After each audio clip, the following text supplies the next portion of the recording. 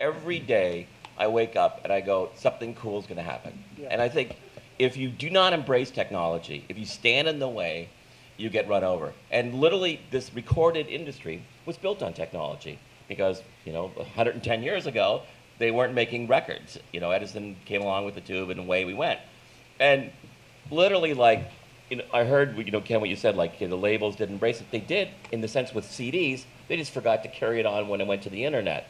And when they couldn't control That's because the price point was quite different. And well, what they didn't do, and the bottom line is this, and I'll say this to anybody, is the big experience that we should be all talking about and embracing, while technology makes it that much easier between artist, TED, and fan.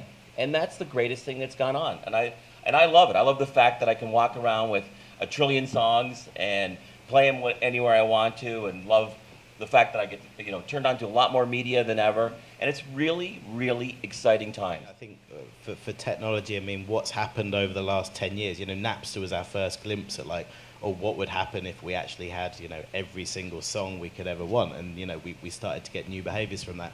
And I think we've seen it with the Facebook launch recently. You've got all these new services like Spotify and Morgan Audio, and we really, as consumers of music, we've never had it better than before. I mean, it's so easy to consume music. It's you've got everything.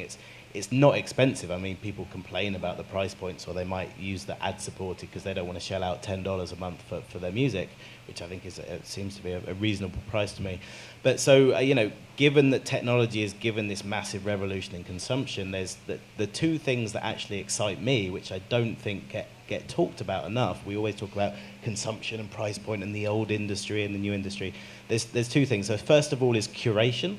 So, now that we have this ubiquitous, now we have, people bombarding our Facebook streams with what they're listening to, and now we can, we've got infinite choice.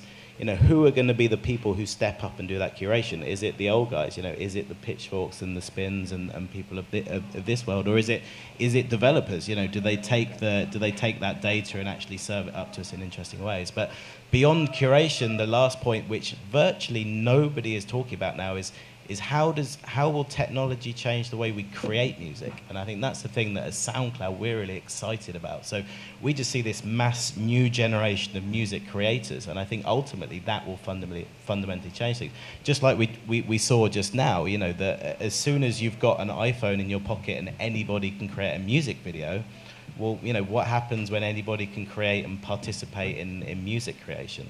And it's not just on the web. I mean, it's also on the stage. I get really excited when I go and see bands and they're using new technology on the stage, or they're interacting with the audience in a way. And I think we're not going to see that now. We've still got this revolution of curation to come. But, next 10 years, for me, it's all about new ways of creating. As an artist, I am...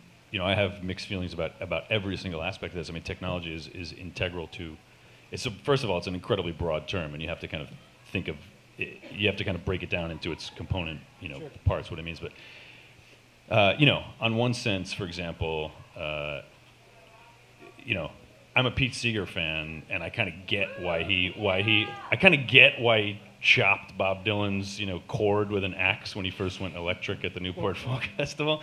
But at the same time, he winds up looking like a reactionary, pain in the ass, and we wouldn't have, so much amazing electrified, music by Bob Dylan if he'd have stuck to this kind of, mode of performing.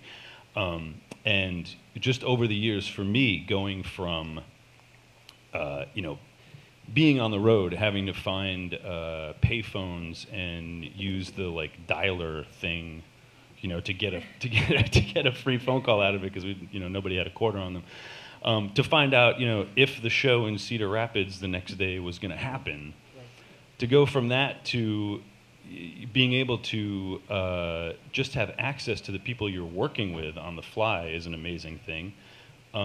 When it comes to actually making and recording music, to go from a reel-to-reel 4-track to a cassette 4-track to GarageBand or something a little more powerful, or whatever you wind up using in your living room or apartment, is an amazing and useful thing.